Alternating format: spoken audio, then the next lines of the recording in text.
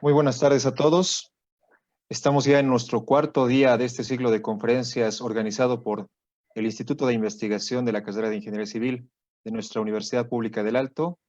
El día de hoy tenemos una participación muy especial. Nos va a acompañar el ingeniero Jorge Chamorro Alonso, que a continuación voy a presentar y resumir, si se puede, su hoja de vida, su trayectoria y su experiencia. Pues el ingeniero Jorge Chamorro Alonso es ingeniero de Caminos, Canales y Puertos por la Universidad o por la Escuela Politécnica de Madrid, especializándose en tratamiento y depuración de aguas y en desalación. Actualmente el ingeniero Chamorro es profesor asociado de la Escuela Técnica Superior de Ingenieros de Caminos, Canales y Puertos de Madrid. Además es profesor del Centro de Estudios y Experimentación de Obras Públicas CEDEX, que como bastante de ustedes seguramente conocen, tiene uno de los cursos más completos y de mayor prestigio en lo que habla a tratamiento de aguas residuales. También es profesor de la Escuela de Organización de la Industria. Y hablando un poco de su trayectoria, el ingeniero Chamorro ha comenzado su camino profesional por el año 1981, trabajando en la puesta en marcha, operación y mantenimiento de plantas depuradoras en toda España. Allá por el año 1988, el ingeniero Chamorro comenzó a trabajar en una empresa de alto prestigio en España, que es el Canal de Isabel II de Madrid, como jefe de la división de depuración, haciéndose cargo él de la gestión de más de 50 depuradoras. Hay que destacar también el trabajo del ingeniero Chamorro como especialista, como asesor de organismos multilaterales como son el Banco Mundial, el Banco Interamericano de Desarrollo, proyectos en América del Sur, en América Latina. En particular, yo debería destacar que él es pues un asesor de la realización del proyecto emblemático en Bolivia, que es la planta de tratamiento de aguas residuales que va a tener la ciudad de La Paz. Actualmente el ingeniero Chamorro está trabajando aún en esta empresa que ya les había comentado, el canal de Isabel II, y por supuesto que su experiencia, no solamente académica, sino profesional, nos obliga a decir que esta conferencia del día de hoy, por mucho va a ser enriquecedora. Sin más que decirles, a continuación les cedo la palabra y la sala al ingeniero Jorge Chamorro. Buenas tardes a todos. Muchas gracias por la presentación, Roger. Hay una cosa que sí tengo que deciros a lo largo de esta presentación. En esta presentación hay muchas de mis creencias personales. Es decir, hay fruto de mi experiencia y de mis errores en la gestión y en el diseño de estaciones depuradoras de aguas residuales. Hay una parte que, digamos, es propia mía. No lo vais a oír en ningún otro sitio ni en ningún otro libro. Es más, es posible que muchos profesionales no estén muy de acuerdo conmigo, pero yo voy a tratar de explicaros el porqué de mis creencias y el porqué de lo que es importante de lo que os quiero transmitir. Entonces, lo que tiene que quedar muy claro es que hay una parte que es fruto de mi experiencia y por lo tanto de mis creencias, y hay otra parte que ya lo veréis, que es más de números, más de consistencia, que es así, lógicamente, es válida en todos sus conceptos. Las otras son interpretaciones. Bueno, y como vamos a entrar en harina, lo primero, es redefinir el concepto de planta de tratamiento de aguas residuales. Si yo os preguntara a vosotros qué entendéis por una planta de tratamiento de aguas residuales, posiblemente muchos me diríais, es una planta que depura agua. Es una planta, es esto que veis aquí. Entra por un lado el agua bruta, entra en la petar y sale agua depurada por la derecha. Y obtenemos una serie de subproductos que yo llamo residuos sólidos, grasas sobrenadantes, arenas y fangos deshidratados. Esta es la concepción tradicional y que incluso ahora mismo en España está o en Europa, porque yo creo que esto ocurre, es la preponderante. ¿Qué ocurre con esta visión que se tiene de la depuradora? Pues que en los estudios de los datos de partida se hablan de cargas hidráulicas y cargas contaminantes, pero se habla de parámetros y de cargas cualitativas en ppm, perdiendo la visión. Solo importa el diseño de la línea de agua, porque como una planta de tratamiento es algo que depura, pues solo nos fijamos en el agua. Y entonces el destino de los fangos se ignora en esta etapa. Mirad, yo siempre cuento la misma anécdota, pero es que es real. Yo hace muchos años, cuando puse una depuradora en marcha, al mes le fui al al ayuntamiento, fui al alcalde y le dije, oiga, ¿qué hacemos con los fangos que ha producido la depuradora? Y me miró con unos ojos como platos y me dijo, ¿qué fangos? A mí nadie me había dicho que la depuradora produce fangos. Por eso hay que preservar que la planificación es importante, el destino de los fangos. En la etapa de diseño, como la planta depura agua, las exigencias de los términos de referencia se centran en los tratamientos que conforman la línea de agua. Sin embargo, los pretratamientos y los procesos de la línea de fangos se resuelven con excesiva digerencia. Se hacen errores de diseño que procuraré enseñaros algunos en esta presentación. Y los volúmenes de los fangos, como nadie quiere que las plantas produzcan fangos, pues se minimizan, se minusvaloran e incluso en algunas plantas se desprecian, se dicen que no van a conseguir, que no van a producir fangos. Resultado, pues hombre, líneas de agua bien diseñadas, pero luego la línea de fangos está infradimensionada. Eso ocurre en muchas depuradoras en España y en muchas depuradoras en Europa. ¿Qué ocurre durante la etapa de construcción? Bueno, pues aquí las tensiones económicas son importantes. Y entonces, ¿qué ocurre? Que ¿dónde se ahorra? Nadie va a ahorrar en las soplantes del biológico o en el volumen del biológico. ¿Dónde se sacrifican? Pues evidentemente en la línea de fangos que nadie presta atención y en el pretratamiento. Entonces, ahí se empiezan a escatimar y por lo tanto se adquieren equipos que tienen menos producción que la que se había previsto en el diseño, cuando ya en el diseño estaban infradimensionadas. ¿Qué pasa en la etapa de operación? Pues hombre, en la etapa de operación lo normal en una planta es controlar el agua de salida. Eso es fácil. Entonces, ¿cuál es el objetivo? Sacar agua limpia cuando se controla. ¿Dónde está el problema? El problema es que cuando se controla una planta, solo se controla muy pocos días al año. Mirad, en España, la planta más grande se controla 24 días al año. Cuando digo que se controla, estoy hablando de un organismo independiente. Evidentemente, el que opera la planta hace análisis todos los días, pero los análisis que hace el que opera la planta no son garantía de que sean correctos y adecuados. Se necesita, como se hace, que haya un organismo independiente que haga unos controles analíticos. Pues bueno, en España lo normal es que las plantas tengan 4 controles analíticos, es decir, 4 días al año, depende del tamaño, 12 y la más grande 24 días al año. Entonces, como además se paga por servicio de agua depurada, pues lógicamente todo se centra en los caudales de agua y en la calidad del vertido. ¿Cuál es el resultado de esta visión de la planta? Pues mirad, plantas que se diseñan con línea de agua muy potentes y plantas con diseño de fangos insuficientes para tratar los fangos generados en la línea de agua. ¿Qué ocurre con los fangos que se han generado en la línea de agua y que no son capaces de extraerse por la línea de fangos? Pues que indefectiblemente acaban en el cauce receptor. Porque yo siempre digo también lo mismo, muchos me habréis oído decir esto, es decir, yo conozco a muchos jefes de planta que son grandes trabajadores y que se llevan mucho trabajo a su casa, pero fango nunca se llevan. Luego el fango tiene que aparecer por algún sitio. Si no se saca por la línea de fangos, el resultado es que acaba en el cauce receptor. ¿Qué ocurre en la operación? Pues que las plantas la línea de agua está sobrecargada de sólidos, porque como no los sacamos de allí, no tenemos capacidad por la línea de agua, la planta de la línea de agua está llena de sólidos. Hay consumos excesivos de energía y sobre todo hay olores en la planta, porque como no se han sacado los fangos cuando se tenían que sacar, lógicamente los fangos están dando vueltas en la línea de agua y producen olores. Y además consumen energía y reactivos. Y acaban en el cauce receptor.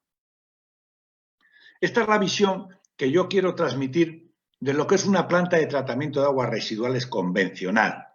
Es algo que entra agua bruta y que produce fangos deshidratados. Entonces, la concepción es completamente distinta. Hay que pensar que la planta de tratamiento de aguas residuales es una fábrica de fangos, que adicionalmente vamos a obtener unos residuos o unos subproductos, residuos sólidos, grasas y sobrenadantes, arenas y agua depurada. Pero fundamentalmente lo que produce una planta de tratamiento de aguas residuales es fangos. Y por lo tanto tenemos que enfocar el diseño desde el principio en el producto final. ¿Qué ocurre con esta visión? Pues mira, en la planificación es que como produce fangos, lo primero que hay que ver es dónde va a ir ese fango, cuál es el destino de la producción.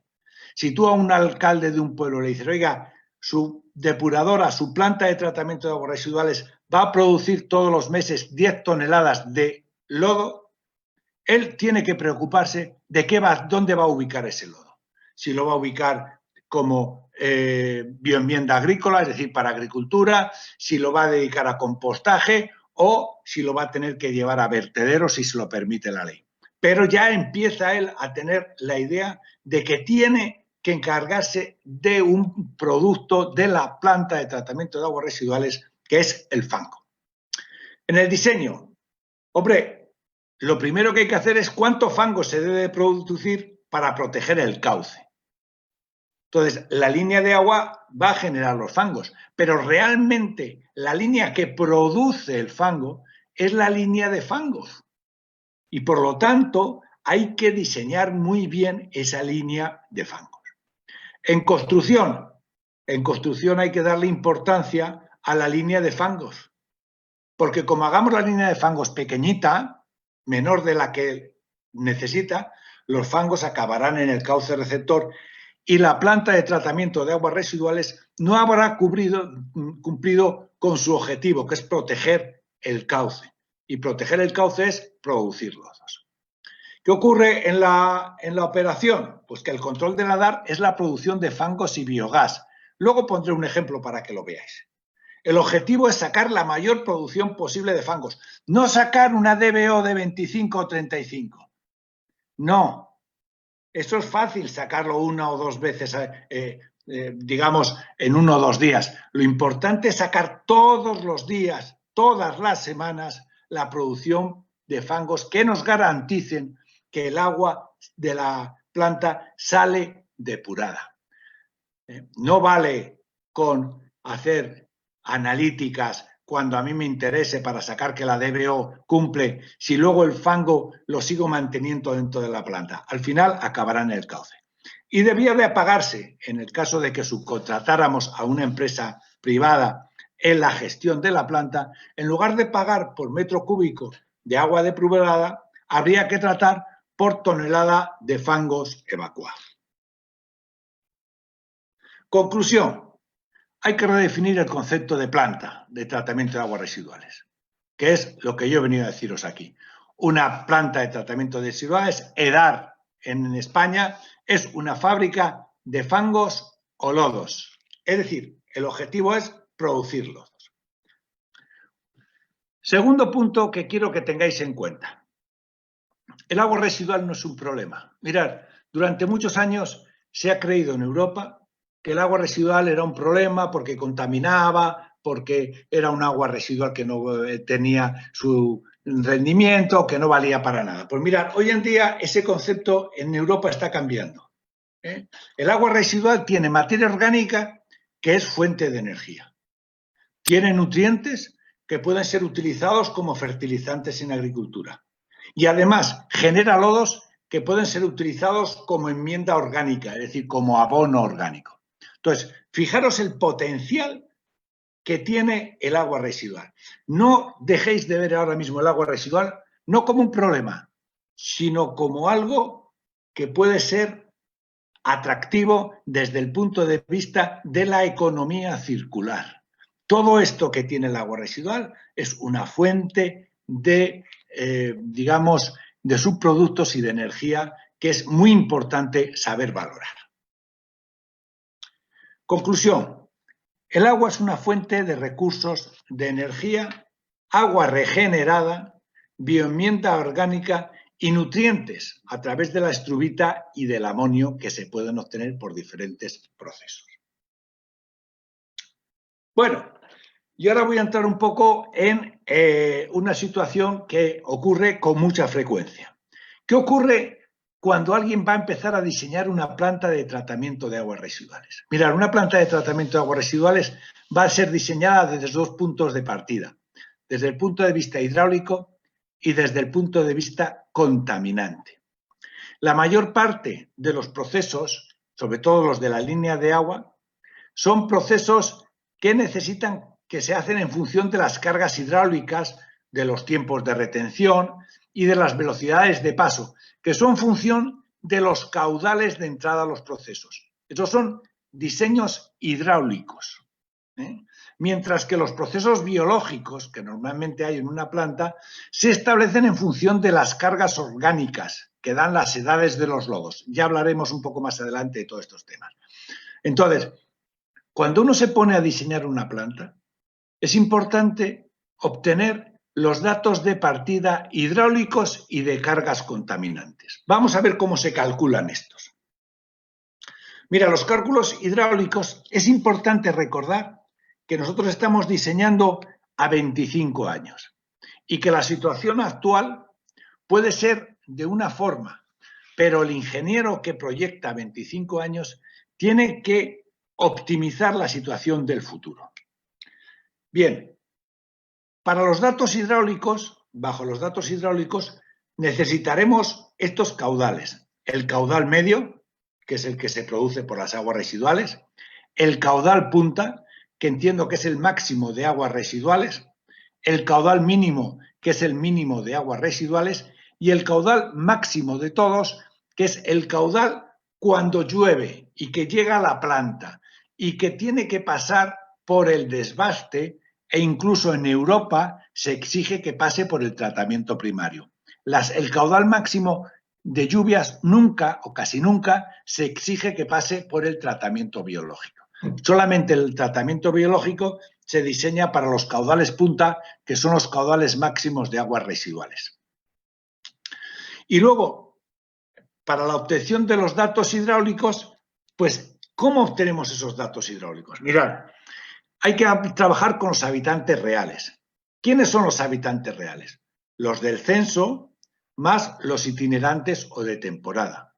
Mirad, conozco algo Bolivia, entonces, por ejemplo, sé que La Paz no tiene itinerantes, sino que tiene censo, es una población, pero hay zonas turísticas, por ejemplo, que en determinadas zonas del año, pues puede haber un incremento de población. Eso es lo que tenemos que tener. Es decir, para calcular los caudales, los datos hidráulicos, tenemos que fijarnos en los habitantes reales, incluyendo el censo y los itinerantes, y la dotación de agua potable.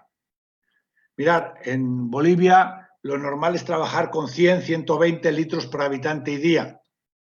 Es cierto que hay muchos pueblos ahora, muchas ciudades, que tienen menos consumo, pero recordad lo que os he dicho antes, estamos diseñando para 25 años vista.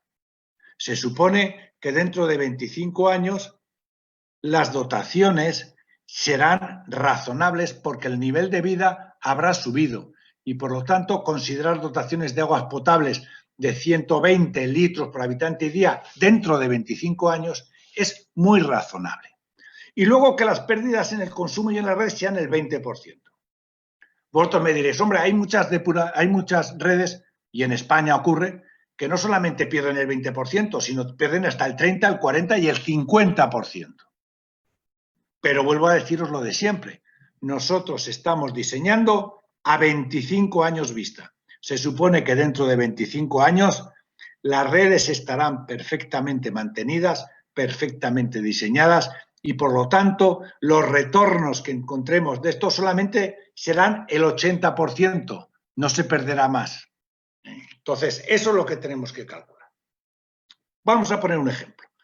Mirad, si nosotros tenemos para una población de 25 años 2.950 habitantes, y la dotación prevista para dentro de 25 años son 120 litros por habitante y día, las pérdidas en red hemos dicho que es el 20%. Bueno, pues el caudal medio diario se obtiene multiplicando los habitantes del censo. Vamos a suponer que en este caso la ciudad no tiene itinerantes, es decir, no es una ciudad donde tenga en determinadas épocas del año puntas por veraneo o tenga industria. No, es un pueblo, es una ciudad relativamente pequeña con, digamos, 2.950 habitantes. Pues bueno, el caudal medio se hace multiplicando los habitantes, 2.950, por 120 litros por habitante y día, por 1 menos 0,2, que son las pérdidas, y dividido por 1.000 litros por metro cúbico. Y eso nos dan 283,2 metros cúbicos día, o lo que es lo mismo, 11,8 metros cúbicos a la hora. El caudal punta normalmente depende de un coeficiente. Mirad, los coeficientes van desde 1,6 para grandes depuradoras hasta 2,4 para pequeñas depuradoras. ¿Y por qué? ¿Por qué eso? Pues muy sencillo, porque si es una gran ciudad, la red de colectores es muy grande. ¿Y entonces qué hace? Lamina el caudal punta. Mientras que si es una ciudad pequeña, ocurre que la red de colectores no lamina y cuando se produce la punta de consumo se traslada inmediatamente a la depuradora. Por eso, lo normal es que en una planta, en una población pequeña, el coeficiente punta sea 2,4, el caudal medio, mientras que en grandes depuradoras puede llegar a ser solamente 1,6. ¿Cuál es el caudal mínimo? Pues mira, el caudal mínimo es, en este caso, multiplicado por un coeficiente que va desde 0 a 0,4. También la misma diferencia, es decir, en ciudades grandes, pues el coeficiente suele ser 0,4, mientras que en ciudades pequeñas puede ser 0,2 o puede llegar incluso a que por la noche no haya caudal. Esto puede ocurrir porque como la red de saneamiento es muy corta porque la población es de pocos habitantes, pues por la noche puede que no haya. Entonces, el caudal mínimo, en este caso hemos considerado que el tamaño de la planta de la población hace que el coeficiente mínimo sea 0,2. Por eso hemos multiplicado 11,8 por 0,2 y nos da 2,36. ¿Y cuál es el caudal máximo? Bueno, el caudal máximo, por ejemplo, en España, está marcado por la ley. Las confederaciones, que son las empresas estatales que se encargan de vigilar el estado de los ríos, establecen que unas prerrogativas y dicen que el caudal de lluvia tiene que ser tratado entre 3 y 5 veces el caudal medio de las aguas residuales. Cada vez más, eso os lo puedo decir, sobre todo en España, donde hay un problema, digamos, de estrés hídrico, las redes de saneamiento se nutren también de tanques de tormenta que van laminando esas cargas y que evitan que se vierta mucha agua pluvial a los cauces, porque las primeras lluvias arrastran mucha carga contaminante. Bueno, pues esto es un poco los cálculos. Fijaros, hablamos ahora de las cargas contaminantes, que son los parámetros de QO, DBO, suelo de suspensión, nitrógeno y fósforo. Y aquí hay un aspecto que quiero llamar la atención sobre vosotros. Las campañas analíticas no son determinantes. Hacer una campaña analítica no nos garantiza muchas cosas. ¿Por qué? Por varios factores. Primero, porque depende de la época del año en que se haya hecho. Segundo, depende del punto donde se ha tomado, donde se ha hecho la campaña analítica. Puede que no recoja toda la red de saneamiento del municipio. Por lo tanto, lo único que vale es para ver las relaciones que existen entre la DQO, la DBO, los suelos de suspensión, el nitrógeno y el fósforo. Y donde realmente debemos de diseñar la carga contaminante es hablando de los habitantes equivalentes y de su carga contaminante. ¿Qué son los habitantes equivalentes? Mira, los habitantes equivalentes son el censo, los itinerantes y la industria.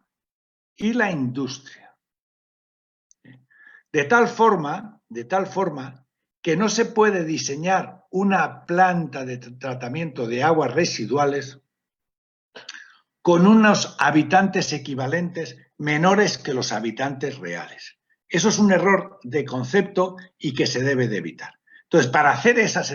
¿Por qué? Porque se ha dado por válida la campaña analítica. Para evitar estos errores, lo primero que hay que fijarse es cuáles son los habitantes equivalentes, calcular los habitantes equivalentes, partiendo siempre de los del censo. Yo me he encontrado, tanto en Europa como en América, que cuando tú coges y multiplicas el caudal de diseño de la planta por la DBO y lo divides por una relación de habitantes equivalentes de las cuales hablaremos hasta ahora, resulta que los habitantes equivalentes eran menores que los habitantes del censo. Y eso es un error de partida. Nos va a hacer dimensionar la planta de forma equivocada. Claro, el truco está, digamos, la problemática está en qué es la carga contaminante. En Europa está claro. En Europa, los europeos, está claro que contaminamos alrededor de 60 gramos de DBO5 por habitante equivalente y día. En Bolivia, pues bueno, en Bolivia yo creo, y en Sudamérica en general, que no se pueden tomar valores de menos de 45 gramos de DBO por habitante equivalente y día. Si hacemos valores menores, estamos hipotecando el diseño de la depuradora dentro de 25 años.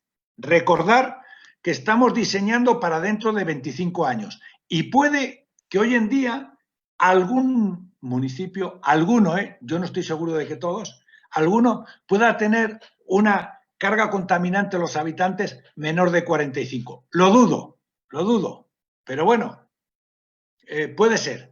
Pero en el futuro se supone que el nivel de vida hará que la carga contaminante esté como mínimo en 45. Entonces, fijaros, otro ejemplo. Censo dentro de 25 años, 2.950 habitantes. La carga contaminante por habitante, hemos dicho que vamos a adoptar 45 gramos de DBO5 por habitante y día. En este caso no hay industria ni población itinerante o de temporada.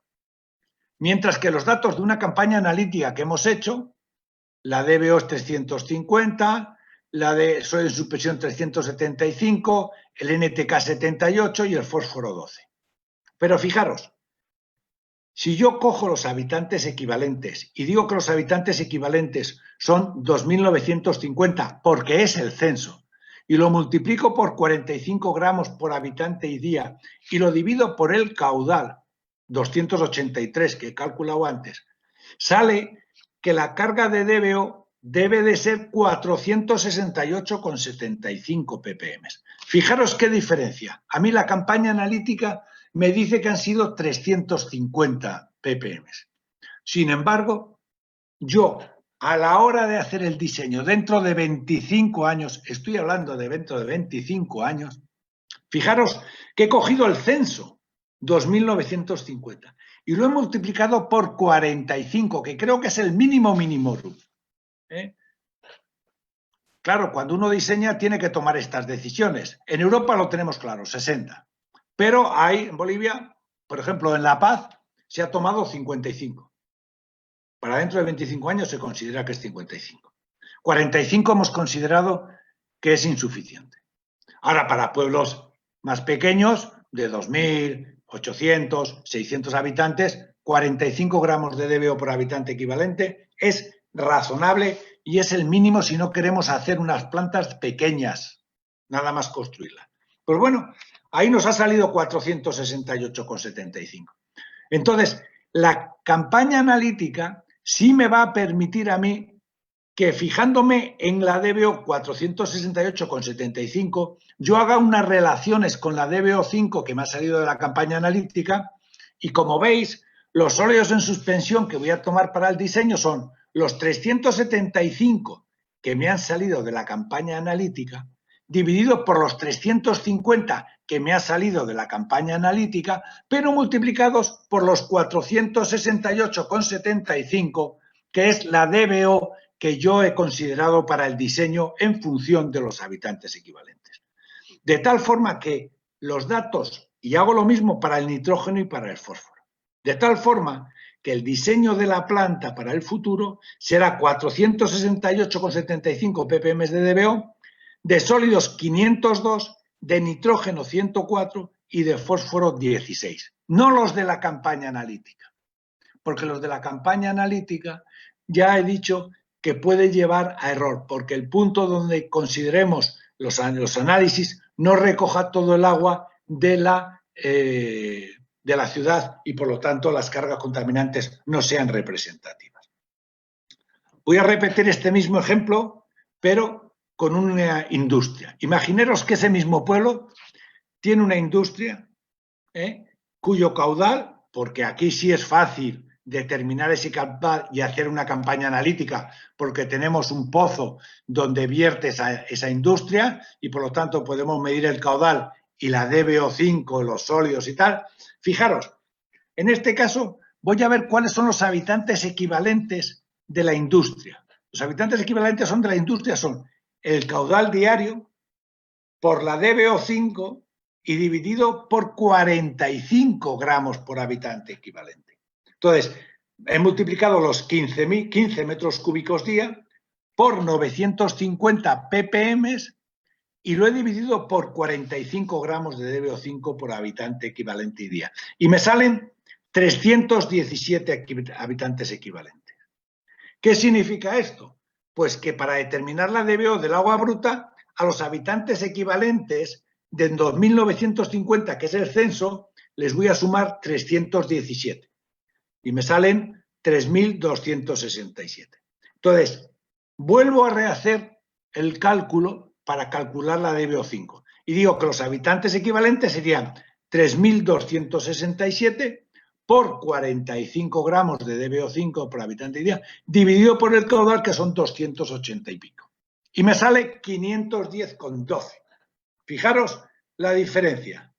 Es decir, con una, digamos, sin industria, la DBO sería 468. Si tuviera industria, serían 510,12. ¿Visto? Entonces, remarcar, importante, voy un poquito para atrás. Una planta se diseña los procesos desde el punto de vista hidráulico y desde el punto de vista de carga contaminante. Para determinar las cargas hidráulicas, hablamos del censo, de la población, de la dotación y de las pérdidas en red. Mientras que para hablar de la carga contaminante, hablamos de los habitantes equivalentes, que son el censo, más los itinerantes, más la industria. Y luego consideramos un valor de carga contaminante de 45 gramos o 60 gramos de DBO por habitante y día. Bien, pues ahora vamos un poco ya al tema de lo que es una planta tratamiento convencional. Mirad, en una planta de tratamiento de agua residuales convencional hay varias zonas que a mí me gustaría destacar. Está la obra de llegada. Toda la parte superior es la línea de agua, que está formada por la obra de llegada. En la obra de llegada está el pozo de gruesos, el desbaste y el bombeo. Luego está el pretratamiento, donde suele haber desbaste, desarenado. Luego suele haber un tratamiento primario. Hay plantas que no tienen tratamiento primario, hay otras que sí lo tienen. Ya iremos hablando de cuáles pueden tener y cuáles no. Luego hay un tratamiento secundario. En algunas hay un tratamiento terciario. Y luego, lo que sí está claro es que se van a producir fangos, siempre. Entonces, en la línea de fangos se recogen los fangos del tratamiento primario, tratamiento secundario y opcionalmente del tratamiento terciario y se van a la línea de fangos, que está formada por por espesamiento, estabilización y deshidratación mecánica. Si la estabilización es por vía anaerobia, se va a producir un biogás que genera mucha energía eléctrica. Mirad, Hoy en día, en España, casi todas las depuradoras de más de 60.000 habitantes equivalentes, lo que tienen es una línea de fangos con estabilización anaerobia muy potente y que además produce biogás que se utiliza para cogenerar en la planta y producir energía eléctrica. Mirad, condicionantes de tratamientos en Bolivia. Mirad, los fangos activos, como proceso biológico, es un proceso que consume energía y que, por lo tanto, en los temas de altitud sobre el nivel del mar les puede condicionar. Luego hay procesos que son convencionales o con reducción de nutrientes. Tenemos que plantearnos si realmente es necesario el eliminar nutrientes. ¿Por qué? Mirad, en España hay un hecho muy claro. Las plantas casi todas se han construido con reducción de nutrientes.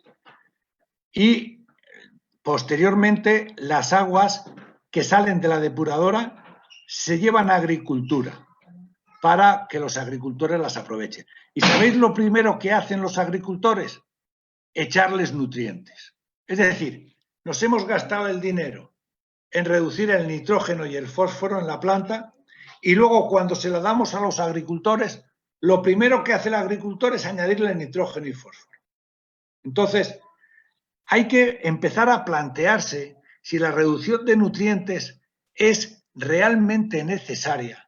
Y si es necesaria, hay que hacer los diseños para que si el día de mañana esas aguas las van a utilizar en agricultura, que la planta sea capaz de funcionar con reducción de nutrientes o sin reducción de nutrientes. Eso requiere un diseño singular, no un diseño tradicional, sino un diseño en condiciones. Bien, luego están los lechos percoladores.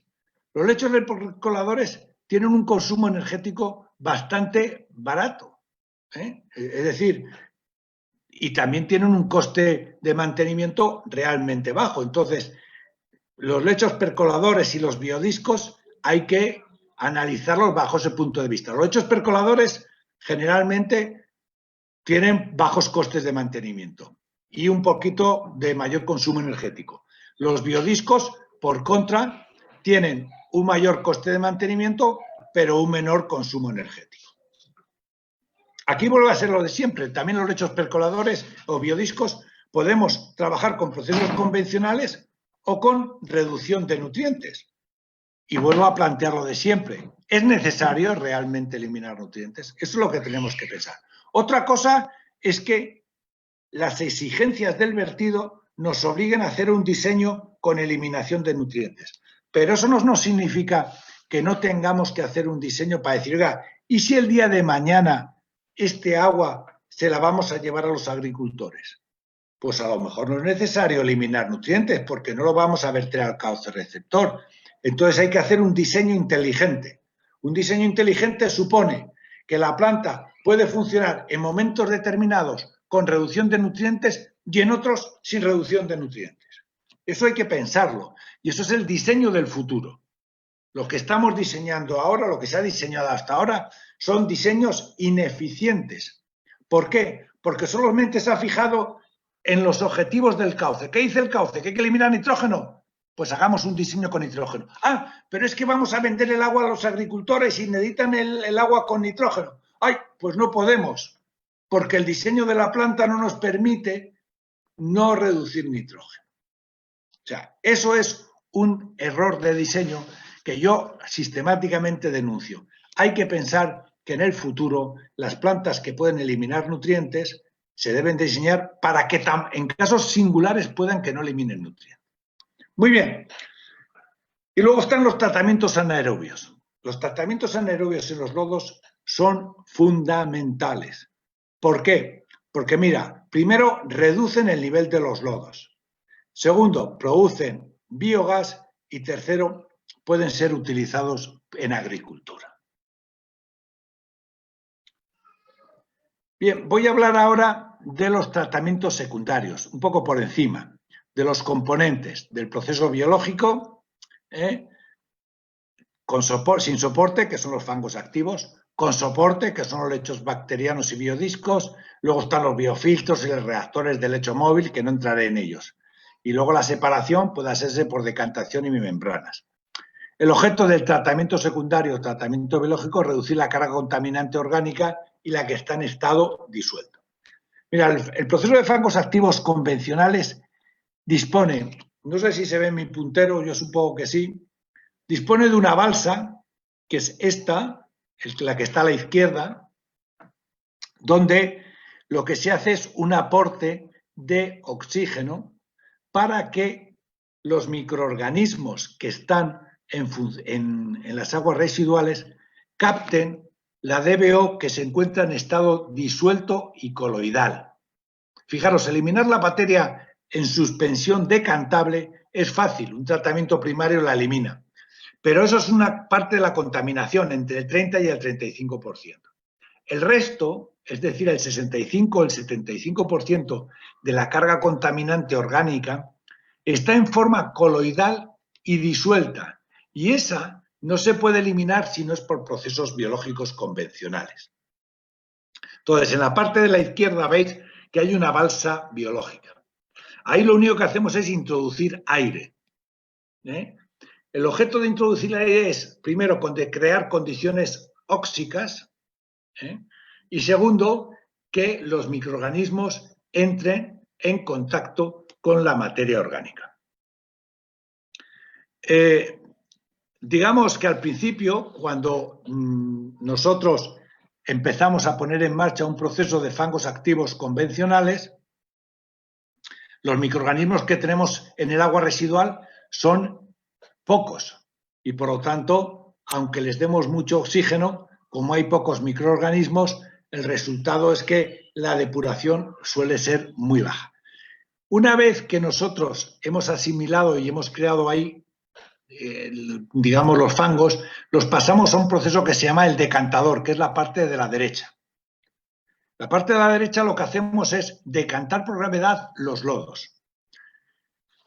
Mirad, como voy a explicar en grandes líneas, esto es como una granja de cerdos. Me vais a permitir que simplifique esto. Esto yo se lo explicaba cuando era jefe de planta en las plantas de Madrid. Yo se lo explicaba a los niños de la escuela y lo entendían perfectamente. Y les decía, mirad, en el agua residual llega mucha comida, llega mucha DBO, pero llegan pocos cerditos. Llegan pocos porque además estos cerditos vienen en condiciones anaerobias, están en malas condiciones. Entonces, en la balsa biológica, que es la parte de la izquierda, les damos oxígeno y entonces reviven.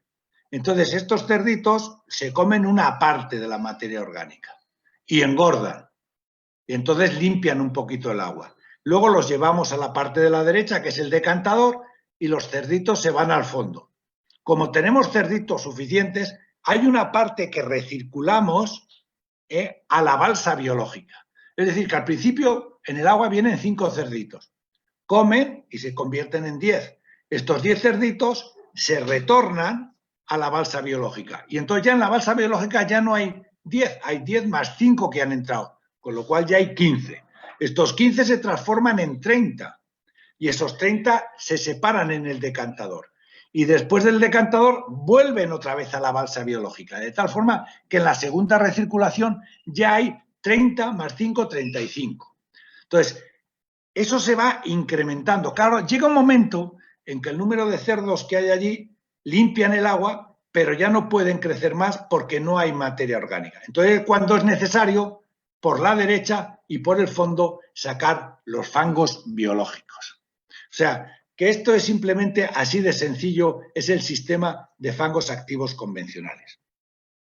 Mirad, así como es importante el diseño de la balsa biológica, y donde hay grandes especialistas en diseñar balsas biológicas, en España, y yo creo que también en Europa, uno de los grandes errores que se cometieron antiguamente era menospreciar el diseño de la zona de la derecha, del decantador secundario. Resultados, durante cerca de una década se diseñaron estaciones depuradoras con una capacidad de biológico muy buenas, pero con unas alturas de los decantadores secundarios insuficientes. ¿Eso qué acabó? ¿Qué acarreó? Acarreó que los fangos que se producían en la balsa biológica no decantaban bien en el decantador secundario y acababan en el cauce receptor, por un mal diseño del decantador. Eso es lo que yo os estaba diciendo antes, que muchas veces nos centramos en los procesos biológicos y nos olvidamos de que tan importante como la balsa biológica es el diseño del decantador secundario. Por lo tanto, cuidado con estos detalles que nos pueden llevar a hacer un mal diseño de la depuradora. Bien, luego está el proceso de fangos activos con nitrificación-desnitrificación. Mirad, aquí el proceso es diferente. Aquí lo que buscamos es, además de eliminar DBO, eliminar nitrógeno. El nitrógeno pasa que viene en el agua residual, es nitrógeno total Kerdal, está en estado amoniacal. Entonces, ¿qué es lo primero que hacemos? Lo primero que hacemos en las balsas biológicas es transformar ese nitrógeno en estado amoniacal en NO3. Es decir, lo nitrificamos mediante el aporte de aire suficiente. ¿Qué diferencia hay entre un proceso de DBO y un proceso de nitrificación-desnitrificación? Pues ni más ni menos la edad del fango. Es decir, mientras que en un proceso convencional donde solamente eliminamos DBO5, la edad del fango, es decir, los cerdos que se tienen en el sistema, imaginaros que el sistema necesita 100 cerdos para eliminar la DBO.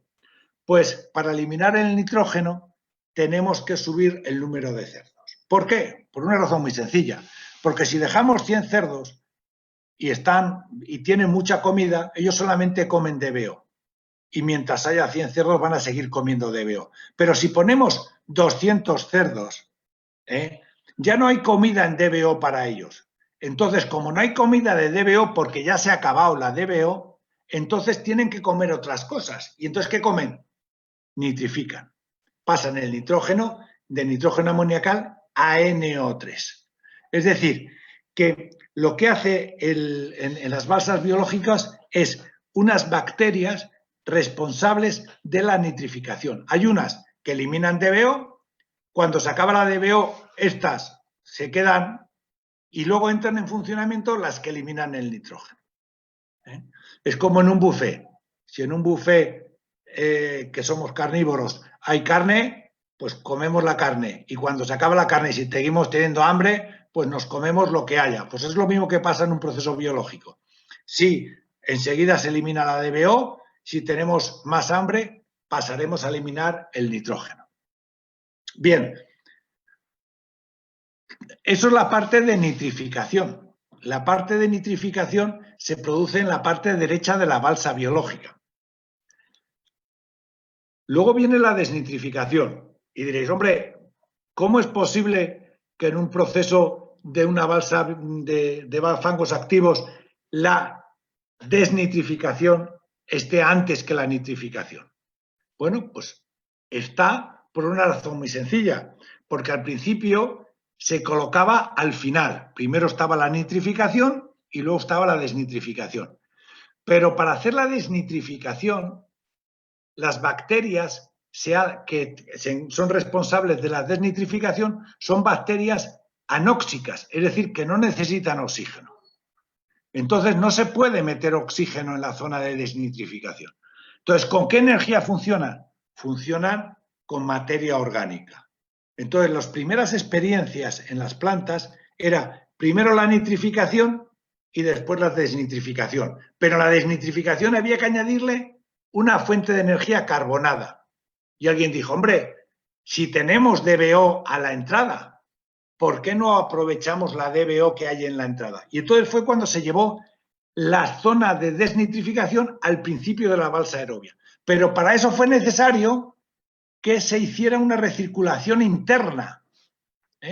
La otra, la que hay debajo, es la recirculación externa. La que hay arriba en rojo es la recirculación interna, que esa es la responsable de seguir los nitratos que hay, que se han transformado, retornarlos a la zona anóxica y que esos nitratos se transformen en gas.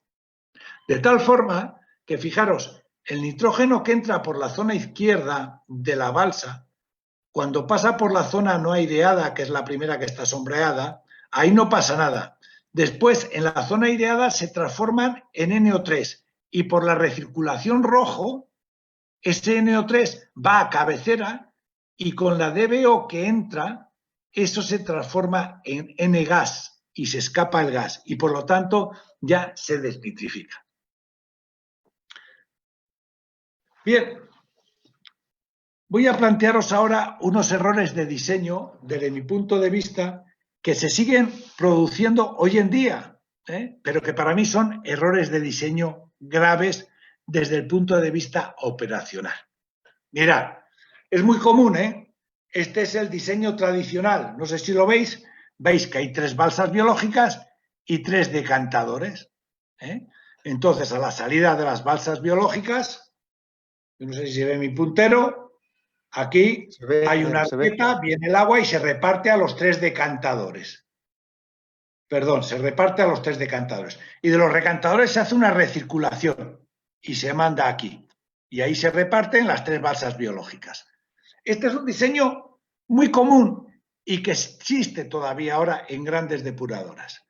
Pero para mí es uno de los errores de diseño más flagrantes que puede cometer un diseñador. Y ya digo que es muy común, Habrá otros que diseñadores que dirán, no, no es un error. Para mí es un error y os voy a explicar por qué es un error. Mira, esto significa que aquí solamente hay un proceso biológico. Hay un proceso biológico, exclusivamente porque las culturas, los microorganismos se están mezclando. Se mezclan y por lo tanto solo hay un proceso biológico. Aunque haya 3 balsas biológicas y 3 decantadores, solo hay un proceso biológico. No hay 3, solo hay uno. Estoy hablando de proceso biológico, porque ahí se mezclan todos los fangos. ¿Qué ocurre en la puesta en marcha? Pues en la puesta en marcha, que los tiempos de crecimiento de biomasa son altos y los tiempos de entrada en régimen son elevados, como solo hay un proceso biológico, se tarda mucho tiempo en crear las condiciones idóneas. Pero además, ¿qué pasa cuando hay cambios estacionales? Cuando, digamos, pasamos de verano a invierno o entra una industria o hay otras cosas. Pues que, como tenemos un proceso biológico, tenemos que aclimatar ese proceso biológico a esas condiciones estacionales. ¿Qué ocurre además cuando hay un desequilibrio trófico? Mirad, en las plantas de tratamiento de aguas residuales es muy común que periódicamente los fangos activos se contaminen o pierdan su eficacia. ¿Por qué? Por vertidos industriales, por errores en la purga, por muchas cosas. Bueno, pues si solo tenemos un proceso biológico, vamos a ver lo que pasa. ¿Y qué pasa cuando hay un vertido? Pues como hay un proceso biológico, como hay un solo proceso biológico y el vertido sea malo, nos va a contaminar todo. Mirad, este es el diseño correcto que se debe de hacer con los procesos biológicos y que consiste en que cada balsa biológica funcione con su decantador y que además la recirculación externa sea independiente. De esa forma vamos a tener 3 procesos biológicos, no un proceso biológico, sino 3 procesos biológicos. ¿Por qué? Porque en ningún momento se mezclan los microorganismos. En ningún momento se mezclan los microorganismos de las balsas. Mirad, en esta, los microorganismos se juntan aquí, en la arqueta de reparto a la decantación y aquí, en el bombeo de recirculación. Ahí se mezclan y, por lo tanto, solo hay un proceso biológico.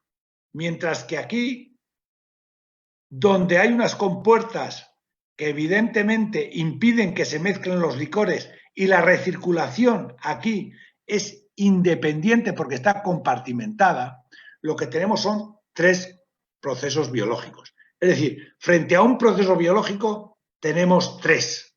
¿Qué ventajas tiene eso? Pues mirad, ¿qué pasa en la puesta en marcha? En la puesta en marcha, evidentemente, tener 1 o 3, vamos a tardar lo mismo en ponerlos en marcha. Pero, sin embargo, vamos a reducir los tiempos de entrada en régimen. ¿Por qué? Porque con un proceso biológico, tú tienes que fijar los parámetros de funcionamiento para optimizarlo. Y como tienes solo uno, solo puedes ir probando de uno en uno. Pero cuando tienes 3, puedes probar diferentes configuraciones. Y al fijar diferentes configuraciones, puedes reducir el tiempo en que tú digas, no, esto funciona mucho mejor con una edad del fango de 4 días en lugar de 5, con un oxígeno disuelto de 1,5 ppm en lugar de 2 ppm. Y entonces puedes hacer 3 pruebas a la vez, mientras que en un solo proceso biológico solo puedes hacer una. ¿Eso qué significa? Que tardarás la tercera parte en poner la planta en régimen. Esa es la gran ventaja. Tercera parte de poner la planta en régimen. ¿Qué ocurre con los cambios estacionales? Pues lo mismo, cuando tú pasas de verano a invierno, de invierno a verano, o hay, digamos, entra una industria porque es temporal, por la vendimia o por otra cosa, tú, si solamente tienes un proceso biológico, hasta que consigues que ese proceso biológico asimile las cargas contaminantes estacionales y los cambios, tardarás mucho tiempo. Sin embargo, si tienes 3 procesos biológicos diferentes y puedes probar 3 configuraciones diferentes, el jefe de planta hallará la solución al problema en la tercera parte de tiempo. No digo nada cuando hay enfermedades o hay problemas, porque ha venido un vertido industrial, porque, no sé, ha cambiado la temperatura del agua, no sé, por razones que se escapan muchas veces al jefe de planta o a los que están operando. El caso es que la planta se desconfigura. Pues bueno, si tú tienes un proceso biológico, hasta que pruebas todas las configuraciones que son las adecuadas, pues puedes tardar mucho tiempo. Mientras que si tienes 3, tienes la ventaja adicional de que con el mismo agua problema tienes 3 configuraciones posibles para operar. Y por lo tanto puedes encontrar en la tercera parte del tiempo la solución al problema. Y no digamos cuando hay un vertido industrial que puede hacer daño. Mira, en estos casos solamente el jefe de planta tiene 2 opciones. Dice, o me la juego y admito el vertido en la planta y resulta que me carga las balsas y por lo tanto voy a estar 15 días sin depurar o un mes, o lo vierto y protejo mis balsas biológicas. En ambos casos le van a multar, bien por verter sin tratar una parte o bien por admitirlo y que se le estropee el biológico y que durante mucho tiempo no pueda poner la planta en régimen. Bueno, pues si tienes 3 biológicos diferentes, puedes meter todo el agua, todo ese vertido en una balsa y ver si es dañino.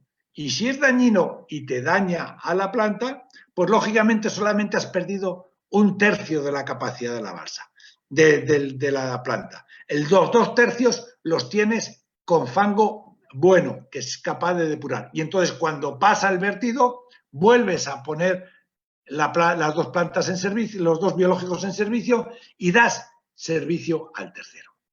¿De acuerdo? Luego, para mí eso es muy importante, el diseño de los fangos activos. Bien, otro error de diseño en los fangos activos, sobre todo con nitrificación, desnitrificación, es este. La alimentación al tratamiento biológico. Generalmente hay un decantador primario que se instala y va a la zona anóxica. Como os he dicho, en la zona anóxica se va a producir la desnitrificación y la desnitrificación se consigue gracias a la DBO5 que viene el agua. el decantador primario es un consumidor nato de DBO.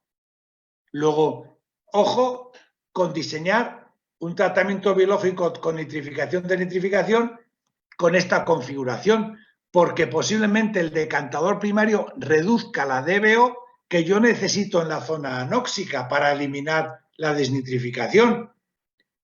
Fijaros qué sencillo el correcto diseño. Es decir, disponer de un bypass con compuerta automatizada de tal forma que el operador de la planta decide qué DBO va a la zona anóxica, de tal forma que él puede controlar la desnitrificación.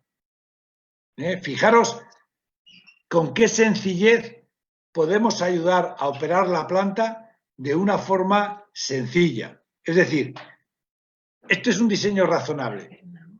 Lo otro, esto de aquí es un diseño muy normal, pero desde el punto de vista funcional es un error de diseño. Este es mucho peor.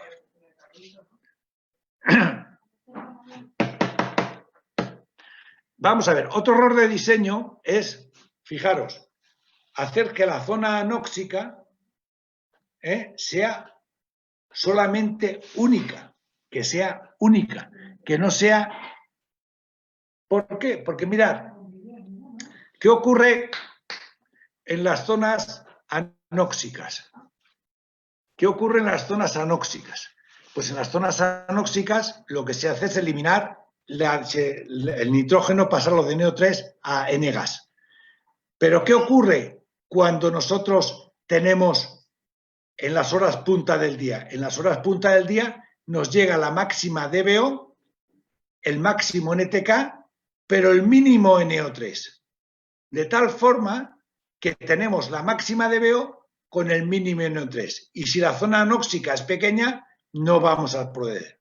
Por eso es necesario que cuando en las horas valle del día, pues cuando llega la mínima DBO y llega el máximo NO3, la zona anóxica sea más grande, sea mayor. Claro, si nosotros hacemos un diseño de tal forma que la zona anóxica sea fija y la zona óxica también, pues lo normal y lo adecuado del diseño es crear una zona polivalente en esta zona de aquí, de tal forma que funcione como zona anóxica o como zona óxica, en función de las necesidades.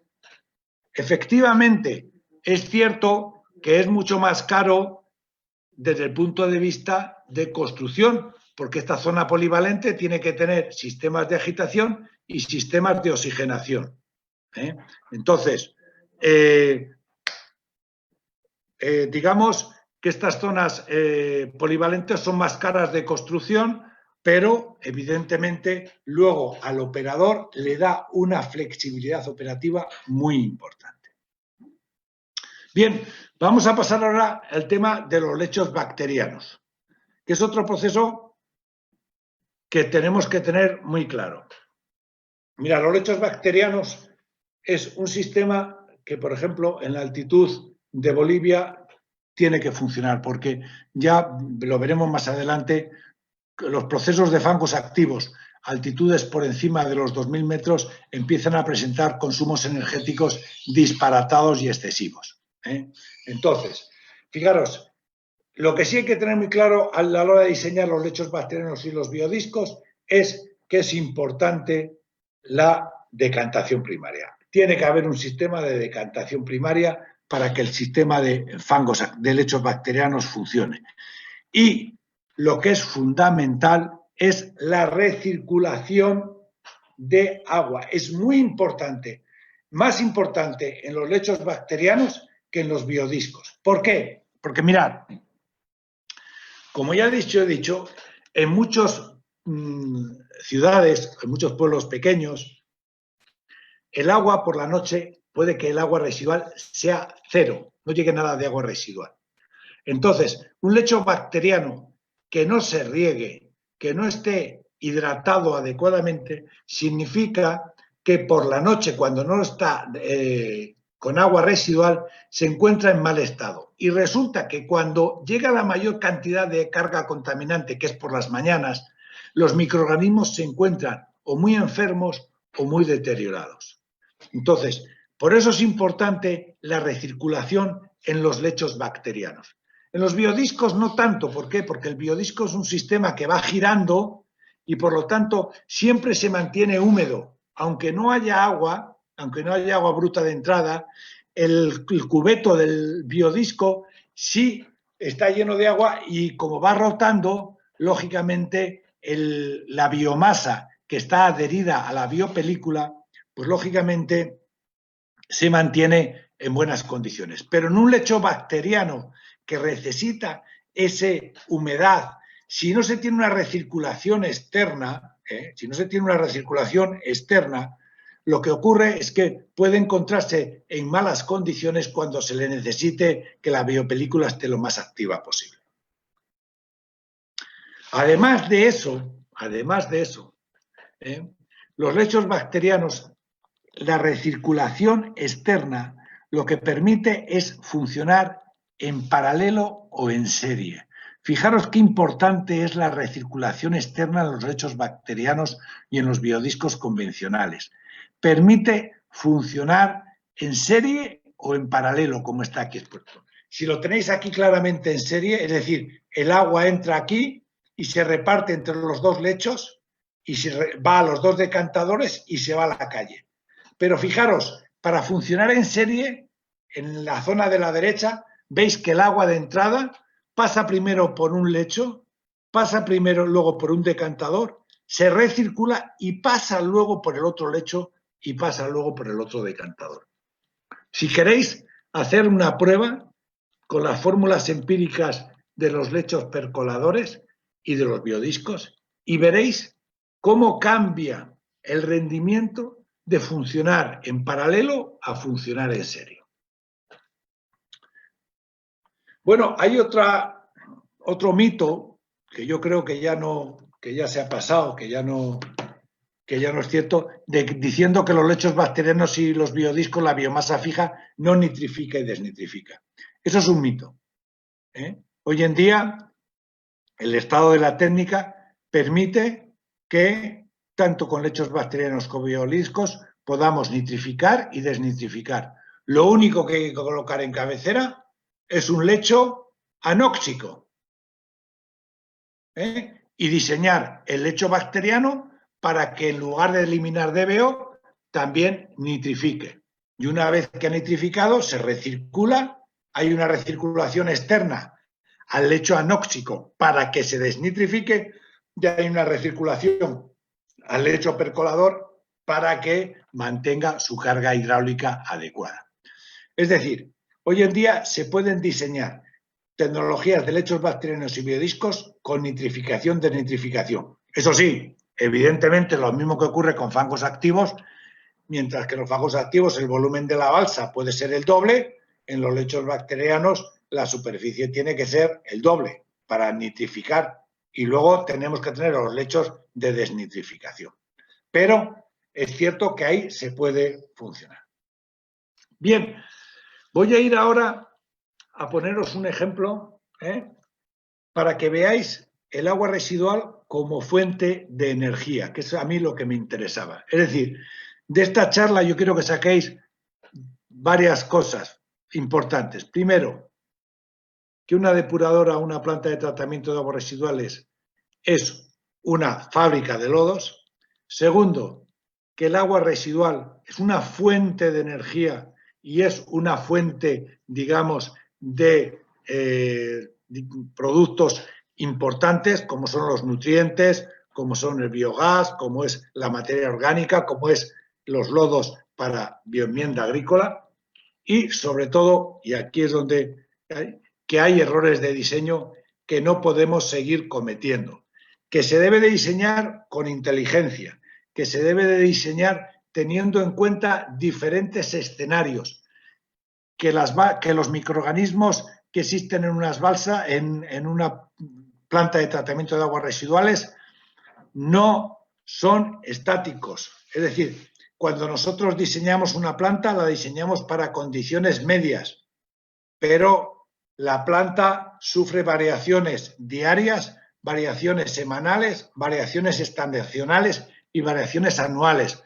Luego, no podemos hacer un diseño pacato, un diseño constreñido, un diseño rígido. Tenemos que empezar a diseñar de forma flexible para que el operador de la planta acabe operando la planta de diferentes maneras, y de diferentes formas. Por eso hay que combatir esos errores de diseño que limitan la capacidad de respuesta de la planta frente a diferentes problemas que puedan surgir durante la operación. Y ahora, digamos que el gordo de la situación está en lo que viene aquí, que es lo que yo quería demostraros, el agua como fuente de energía. Aunque son números, yo la presentación esta, luego se la voy a dar a Roger para que os la haga llegar a todo el mundo. O sea que tampoco nos paramos mucho en los números, pero sí quiero que veáis. Mira, vamos a hablar de una planta que tiene unos habitantes totales, 250.000, y tiene habitantes equivalentes 270.000. Es decir, hay una industria que produce unos 20.000 habitantes equivalentes más. Y además voy a hacer una comparativa. Fijaros, voy a hacer el mismo ejercicio para un agua de España y para un agua de Bolivia. Fijaros, ya hablo de dotaciones de aguas residuales quitadas las pérdidas. Fijaros, en España estamos hablando de que la media puede ser de aquí a 25 años 200 litros por habitante y día. Nosotros venimos de consumir entre 300 y 350 litros por habitante y día. O sea, nosotros lo que hacemos es, lo que en Europa y en España, más con el cambio climático, lo que estamos tratando es de bajar nuestra dotación.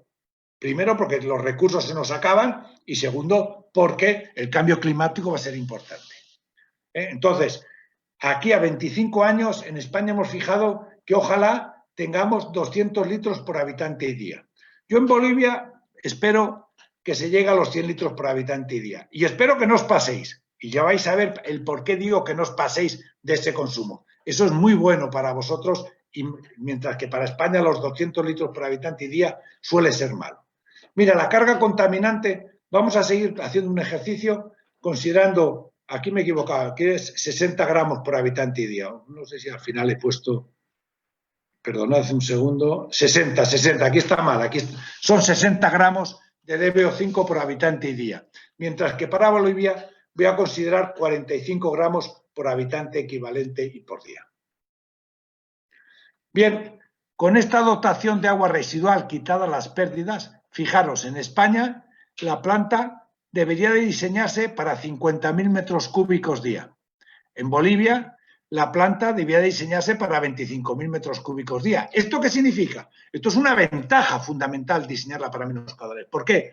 Porque los decantadores y los procesos físico-químicos serán la mitad de lo que haremos aquí en España. Es decir, mientras que aquí en España necesitaremos decantadores de 20 metros de diámetro, a lo mejor allí en Bolivia con decantadores de 15 es suficiente. Fijaros la ventaja que significa el consumir menos agua. Es decir, estamos hablando de que los caudales se pueden reducir a la mitad y la mitad de las instalaciones se diseñan por condiciones hidráulicas. Mira, para los 270.000 habitantes, aquí vuelvo a ver el error, son 60 gramos, aquí está bien la fórmula, 60 gramos. Fijaros, la DBO de entrada en España sería 324. Y en Bolivia lo normal estaríamos hablando de 486 ppm. La experiencia mía dice que por esas zonas nos estamos moviendo entre estos valores de DBO. Mientras que en España es normal los 324 que os he puesto ahí. Bueno, pues aquí tenemos el resumen generalmente. El caudal 50.000 metros cúbicos en España, en Bolivia la mitad. La DBO5, 324 y en Bolivia 486. Voy a coger por hipótesis, por simplificar, por no complicarnos la vida. En España en España los sólidos en suspensión 300, un poquito más bajos que la DBO. Y en Bolivia voy a considerar 450. Digamos, permitidme que trabaje con estos como hipótesis. Bien. Vamos a ver cuál es la producción de fangos primarios. Vamos a colocar un decantador, donde el rendimiento de la DBO va a estar en el 30% y el rendimiento de los sólidos en suspensión va a estar en 65%. Pues muy bien, los fangos primarios que se generan en la planta es el caudal diario por los metros, por los sólidos en suspensión, por el rendimiento y dividido siempre por los 1000 gramos por kilogramo. Pues fijaros, en España produciríamos 50.000 metros cúbicos día por 300 de DBO por 0,6 y dividido por 1000 son 9.000 kilos día. Estos son valores muy normales. Es decir, si alguno de vosotros le dicen, oye, ¿cuánto fango va a producir tu planta? Este cálculo lo podéis hacer que con poco error va a ser lo que realmente va a producir esa planta. Miraros, en Bolivia tenemos 25.000 metros cúbicos día, aquí no son 300, aquí hemos dicho que son 450, este número está mal, son 450, o sea, esto es 450. Por 0,6 va a dar 6.750 kilos día. Aunque aquí aparezca 300, no va a ser eso, son el número está hecho con 450. O sea, este dato de 6.750 está hecho, si hacéis los números, veréis que 25.000 da 6.750. Bien, ¿cuál es la producción de fangos secundarios? Mira, la producción de fangos secundarios es aproximadamente, en cada planta es un mundo, pero estos son valores que podéis adoptar con seguridad para hacer una primera aproximación. Luego habrá que hacer cálculos mucho más determinantes. Vamos a trabajar con una hipótesis de la tasa de 0,75 kilos de sólido de suspensión por kilo de DBO abatida. Normalmente esta tasa está entre el 0,8 y el 0,65. ¿De qué depende? De la nitrificación o desnitrificación. Si no eliminamos nitrógeno, está en 0,8. Si eliminamos nitrógeno, se puede ir a 0,65. Y vamos a trabajar siempre con DBO de salida 25 ppm.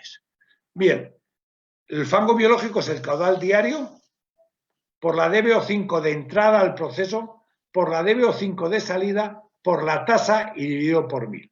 En España, ¿cuál es? Pues mirad, 50.000 metros cúbicos día por 324 de DBO, pero multiplicado por 1 menos 0,3, que es el rendimiento del tratamiento primario.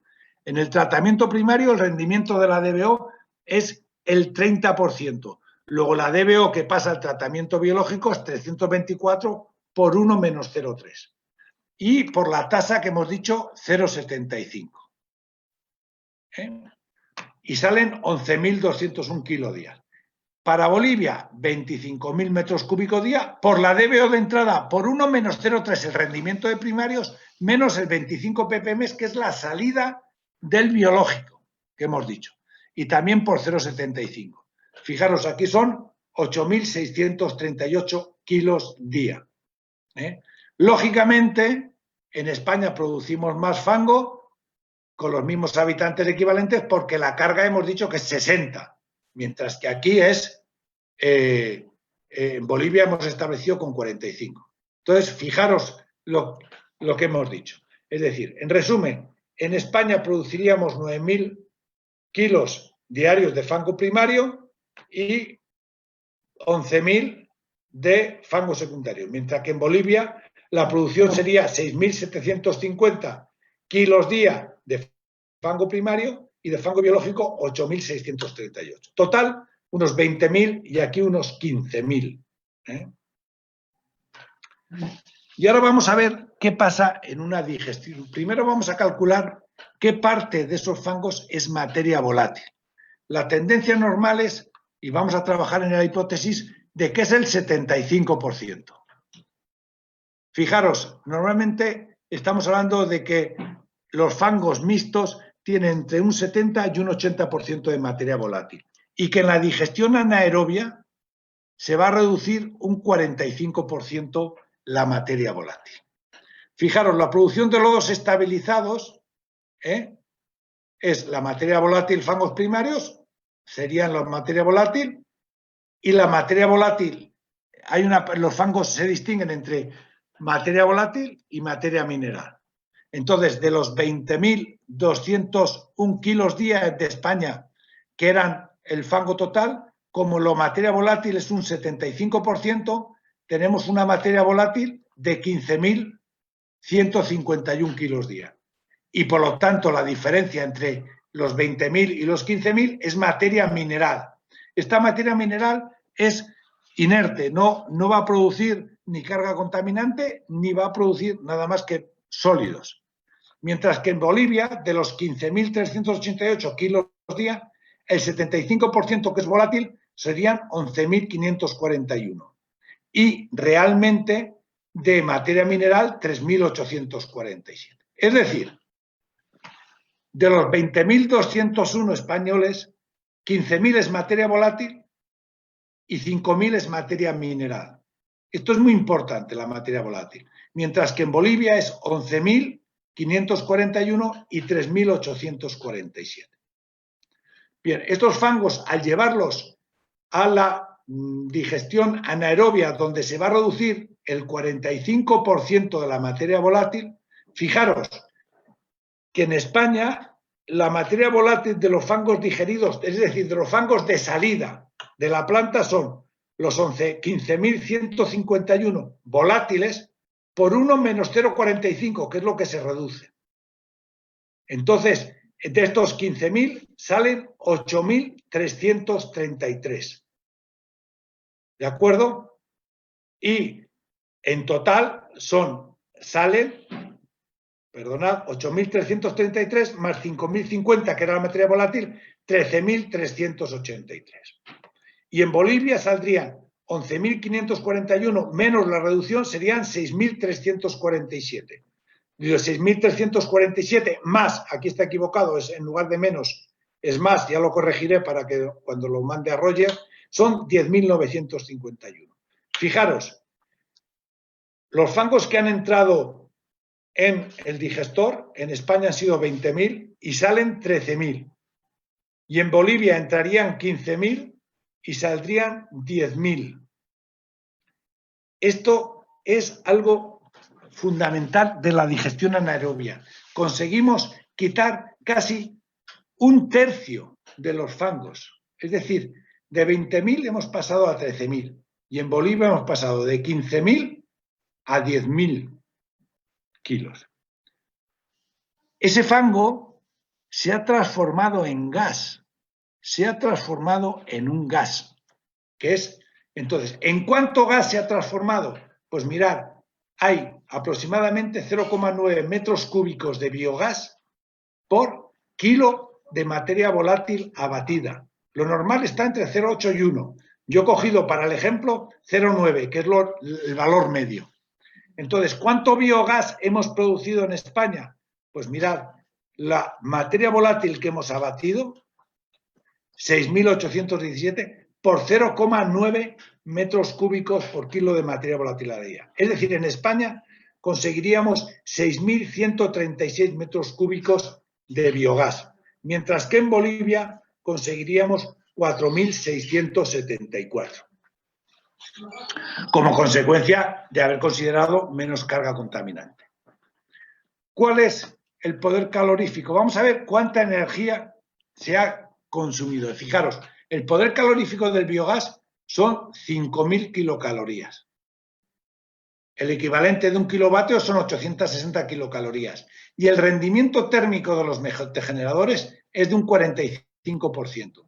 Y el rendimiento eléctrico de un motogenerador es del 40%. Si utilizamos esta fórmula, en España obtendríamos una de 13.806.004 eléctrica de 14.270 kilovatios día. Y en Bolivia obtendríamos 10.516 y 10.870 kilovatios día. Fijaros en esto de resumen. Recuerdo, el fango que entra en los digestores es 20.000 en España, 15.000 para Bolivia. Para España el que sale es 13.000 y en Bolivia son 10.000. Y la producción de energía térmica en España serían 13.000. En la energía eléctrica 14.270 kilovatios. En Bolivia la energía térmica serían 10.000 y la energía eléctrica 10.870. Si ahora dividimos por el caudal diario, estos 14.270, lo dividimos por los 50.000 metros cúbicos día, en España podíamos recuperar 0,285 kilovatios por metro cúbico de agua. Mientras que en Bolivia, fijaros la diferencia, la necesidad de energía o el consumo de energía que tendríamos por metro cúbico de agua tratada, 0,435. Fijaros, por cada metro cúbico de agua tratado en España conseguiríamos 0,285 kilovatios de energía. Y en Bolivia obtendríamos 0,435. Y ahora voy a poneros delante de la realidad. Esto sería lo que consumirían una depuradora de fangos activos, y aquí tenéis dos escenarios, sin nutrientes a la izquierda y con reducción de nutrientes. Fijaros, en España sin reducción de nutrientes, el consumo de una planta sería de 0,330 kilovatios por metro cúbico. Os recuerdo que en España recuperaríamos 0,285. Es decir, estamos muy cerca del autoconsumo, pero en Bolivia estáis casi en el autoconsumo. Y estoy hablando de fangos activos siempre que la altura sea menor de 1.000 metros sobre el nivel del mar. Si pasamos de 1.000 metros sobre el nivel del mar, el problema de los fangos activos y el consumo de energía es diferente. Fijaros a la derecha, fangos activos con reducción de nutrientes. En España serían 0,450, no tendríamos para esto. Y en Bolivia 0,625 y por lo tanto serían deficitarias. Pero fijaros qué ocurre con lechos percoladores, que es lo que ocurre en la planta de Bolivia. Fijaros, en la planta de Bolivia, en España, con lechos percoladores y sin reducción de nutrientes, el consumo sería 0,310 y tenemos 0,285. Pero en Bolivia serían 0,415 y la planta produciría 0,435. Es decir, que las plantas con lechos percoladores en Bolivia son autosuficientes si se utiliza la digestión anaerobia. Si hay que eliminar nutrientes, ya la cuestión se desequilibra un poquito más. Aquí lo veis. En resumidas cuentas, ¿qué es lo que yo pretendo con deciros? El agua es una fuente de energía. En España, si no eliminamos nutrientes, estamos cerca de la autosuficiencia. En Bolivia estáis en la autosuficiencia, sin eliminar nutrientes. Si tenemos que eliminar nutrientes, ya con fangos activos y por debajo de 1.000 metros sobre el nivel del mar, estamos ya desequilibrados. Pero si solamente hay que eliminar DBO, es muy posible que las tecnologías de fangos activos con estabilización anaerobia consigan que la planta sea autosuficiente. Y con lechos percoladores se logra en Bolivia.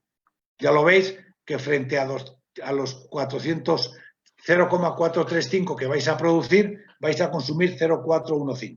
Fijaros que aquí están una planta convencional, con tratamiento de olores incluido, ¿eh? O sea, es una planta completa totalmente.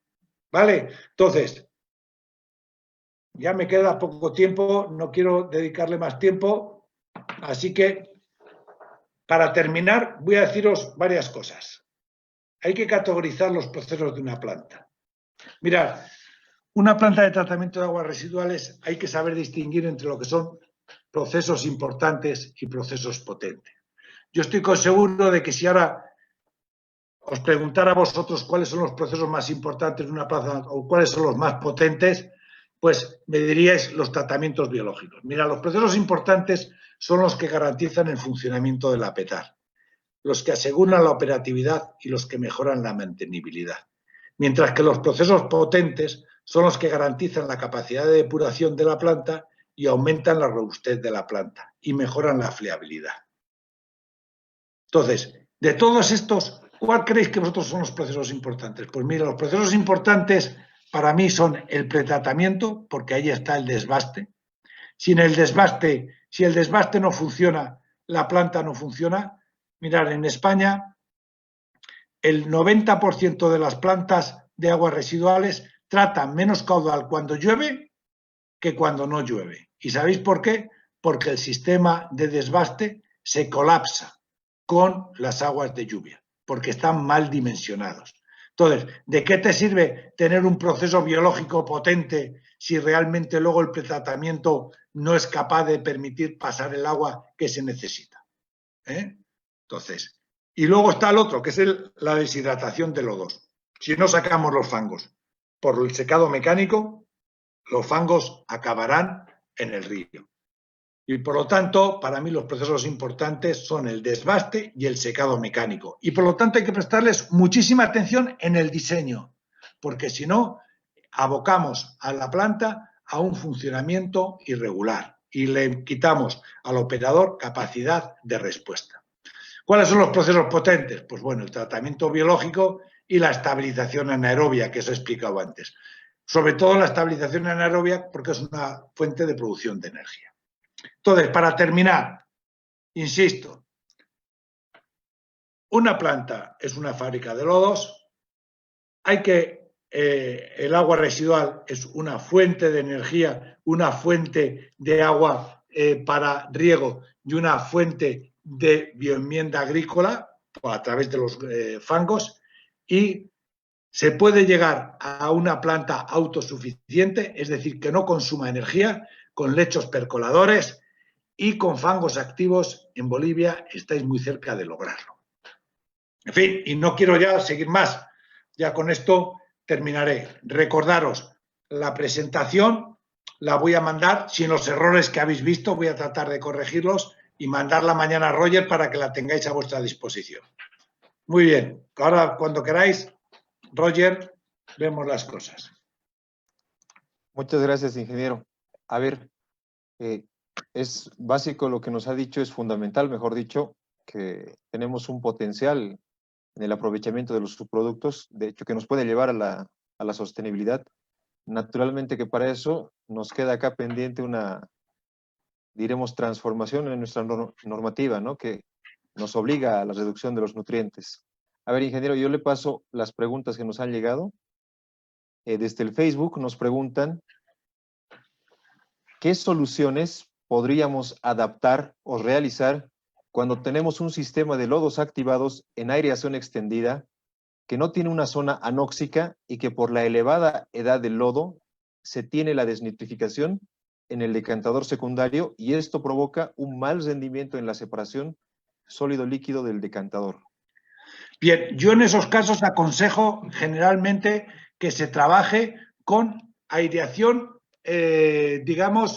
secuencial. Es decir, que en lugar de tener el canal de oxida o la balsa biológica continuamente aireada, se produzcan zonas de aireación y luego zonas de intervalo en donde no se airea. ¿Para qué? Para lograr que parte de la nitrificación se produzca en la balsa biológica, en la aireación extendida. Es decir, haría pruebas de aireación secuencial. Yo empezaría pues con,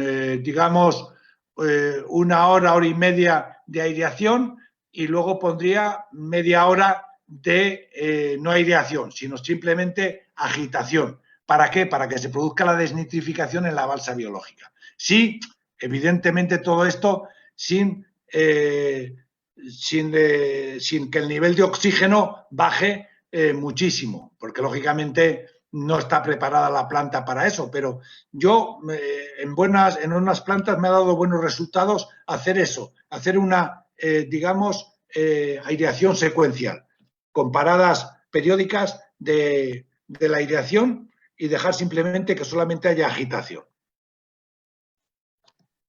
Gracias, ingeniero. Tenemos más preguntas.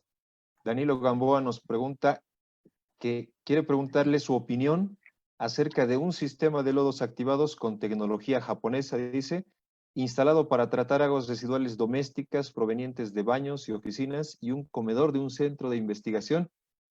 Bueno, muy específica la pregunta, ¿no? Esta planta tiene la particularidad de nitrificar y desnitrificar únicamente apagando y prendiendo los aireadores para generar las zonas anóxicas y aerobias. El caudal y la carga Claro, orgánica el caudal y la carga orgánica son bajos e intermitentes, horarios de oficina. ¿Qué opinas sobre este tipo de diseño, Indica? hombre, pueden funcionar adecuadamente. Eso es lo que se llama por un SBR, Sequential Batch Reactor, es decir, reactores secuenciales. Es lo que yo he propuesto en la anterior pregunta llevada a un sistema, digamos, convencional y diseñado ex profeso para eso. Entonces, lo ideal es esas plantas pueden funcionar. Vamos a ver, como en todo hay que hacer bien el diseño. Hay que hacer bien el diseño. Y sobre todo, claro, si estamos hablando de una planta de oficinas, pues lógicamente trabajará unas cuantas horas al día. Entonces, bueno, es que digamos que el diseño se tendrá que adaptar a la problemática de las oficinas. En principio es un SBR, por lo que me están contando, que suele dar buenos resultados y está bien diseñado, como todas, ¿eh? Perfecto, ingeniero. Seguimos. Tenemos otra consulta acá, nos dice, para determinar el volumen mínimo de la balsa biológica, intentando ir por la ecuación de la edad del lodo, ¿cómo determinar la tasa de producción de lodos? Bien, en el ejemplo he dicho, normalmente es bueno coger entre 0,75 y 0,85. Si no, eliminamos nutrientes. Es decir, yo un valor razonable sería 0,8 kilos de sólido de suspensión por kilo de DBO abatida. Si eliminamos nitrógeno, pues yo la bajaría a 0,7. Es decir, me estoy moviendo entre 0,8 para fangos activos convencionales sin eliminar nutrientes y 0,7 para eliminar nutrientes. De acuerdo, ingeniero. Continuamos, por favor. Dice Edwin Nina, pregunta, para centros hospitalarios donde se encuentran descargas de agua residual con agentes patógenos, ¿cuáles serían los valores de DBO y DQO para diseñar la planta? Según su experiencia, ¿cuál sería el tren de tratamiento recomendado? Hombre, en casos de, digamos, de hospitales, yo potenciaría mucho el pretratamiento porque va a caer mucho residuo sanitario, muchas gasas, muchas compresas, muchos palillos, en fin, potenciaría mucho el pretratamiento para garantizarme que la planta va a funcionar. Luego, evidentemente, pondría un tratamiento biológico de fangos activos y luego ahí trabajaría o trataría de sacar, yo pondría un microtamiz de 10 micras a la salida de la decantación secundaria, después de un microtamiz como tratamiento terciario, y luego ultravioleta y luego desinfección. Claro, vamos a ver, la desinfección con cloro, porque yo soy poco partidario de añadir cloro, porque luego eso va a un cáncer receptor y puede producir más daño. Yo soy más partidario de la ultravioleta, pero bueno, a veces hay que reforzarlo con hipoclorito o con clorogas para evitar que daños al cauce receptor o propagación de enfermedades. O sea, insisto, un buen pretratamiento, un tratamiento biológico por fangos activos si estamos por debajo de los 1000 metros sobre el nivel del mar, un tamiz rotativo de 20 micras, un tratamiento terciario de filtración de 20 micras y luego una desinfección con ultravioleta. Perfecto, ingeniero. Tenemos más preguntas. Alejandra Rodríguez consulta, ¿considera usted pertinente un tratamiento biológico como único tratamiento para una industria textil? Vamos a ver. La industria textil, el problema es que tiene muchos colorantes. Claro, depende. Si tiene muchos colorantes, yo considero que un tratamiento biológico estaría muy incompleto, porque lógicamente los colorantes necesitan un tratamiento físico-químico. Yo pondría antes de nada en una industria textil un tratamiento primario de físico-químico para los colores, para batir colores, fundamentalmente. Luego, sí, pondría un biológico si tenemos suficientes nutrientes. Ten en cuenta que la industria textil puede producir determinadas aguas residuales con unas cargas de QOs, pero a lo mejor no tenemos nutrientes y habría que aportarlos. Claro, es que la problemática es compleja, pero yo desde luego un físico-químico para eliminar colores o tratar de abatir ciertos colores lo pondría. Perfecto, ingeniero. A ver, Pedro Peñafiel pregunta, ¿la autosuficiencia energética podría ser más alcanzable usando tratamientos anaerobios como el UASB o EGSB en el proceso secundario? Sí, pero el problema de los USB es que no hay cultura de aprovechar el biogás. O sea, no hay cultura de aprovechar el biogás del USB. Yo no tengo ningún inconveniente. Lo que pasa es que el USB lo que es un proceso donde en la propia línea de agua se produce la estabilización anaerobia de los lodos, pero hay pocos USB que tengan un sistema de captación y aprovechamiento del biogás. Por eso a mí me gusta independizar la línea de agua de la línea de fangos, pero no tengo nada en contra de los USB. Al contrario, creo que son muy eficientes, pero con temperaturas de agua por encima de los 20 grados. De acuerdo, ingeniero. Aquí continuamos con algunas preguntas más ya para cerrar. Eduardo Zeyes consulta, ¿qué tipo de tratamiento biológico recomendaría para efluentes industriales provenientes de una planta de producción de carne de res, tomando en cuenta que la temperatura media es de 15 grados centígrados y a una altura de 2.500 metros sobre el nivel del mar? Bueno, hombre, desde luego, lo que yo siempre digo, primero un buen pretratamiento, un tamiz ahí de 1 milímetro para que los residuos no lleguen y no contaminen. Luego, evidentemente, ahí hay que poner un tratamiento biológico. Vamos, depende también, vamos a ver, depende también de las exigencias del cauce de vertidos. Es decir, si no le requieren eliminar nitrógeno, un buen sistema puede ser una decantación primaria y luego un lecho percolador y una decantación secundaria. Lo que pasa, claro, el lecho percolador hay que diseñarlo bien y también depende un poco de las cargas contaminantes de entrada, de cuánto sea, porque a veces lo que se puede poner es un lecho percolador, una decantación primaria, lecho percolador, decantación secundaria y después un fango activo para ya afinar aquello. A mí me parece eso muy exagerado. Yo a esas altitudes pondría una decantación primaria y un lecho percolador y una decantación. Ahora, el lecho percolador muy bien diseñado, había que diseñarlo muy bien. Y por supuesto una línea de fangos con estabilización anaerobia. Ok, vamos con las dos últimas preguntas. Jimena nos pregunta, ¿cómo podría bajar el yeso de una forma eficiente en una planta de tratamiento aerobio? Oye, ¿en qué sentido? Es que claro, ¿el riesgo de qué? General. Es muy general la pregunta, sí. Claro, vamos a ver. El problema de todo esto es que muchas veces el operador de la planta se encuentra limitado por el diseño ineficiente que se ha hecho de los procesos.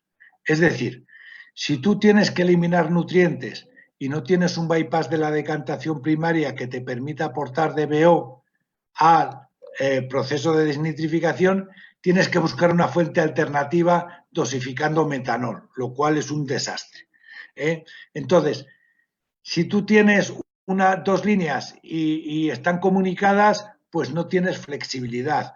Entonces, el riesgo es un buen diseño. Como te den una planta con un mal diseño, estás en la cuerda floja. Es decir, regular el riesgo, minimizar el riesgo es a base de, digamos, hacer o mejorar el diseño inicial de la planta, no cometiendo los errores que he manifestado a lo largo de la charla.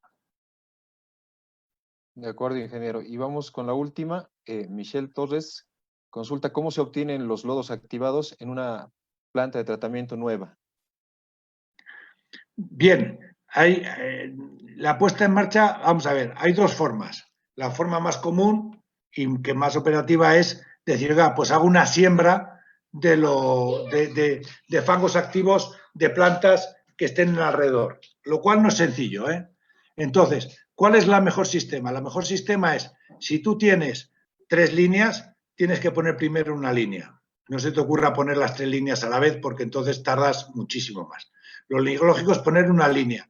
Si tienes bypass de la decantación primaria, muchísimo mejor. ¿Por qué? Porque vas a tener lodos, van a tener sólidos en suspensión que te van a ayudar a crear la biomasa. Y tienes que empezar con una cuestión muy sencilla. Tienes que empezar con aireaciones bajas.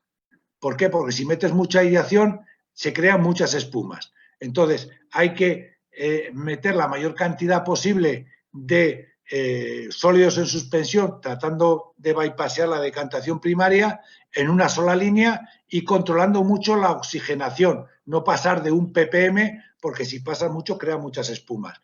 Y tener suerte y que en 15 días o en un mes puedas formar la biomasa. Entonces vas poniendo las líneas siguientes. No se os ocurra poner una planta en marcha de 3 líneas, las 3 a la vez, porque tardaríais mucho más tiempo. Es preferible poner primero una línea, conseguir los MLSS y con esos MLSS la purga alimentar a las otras 2 líneas.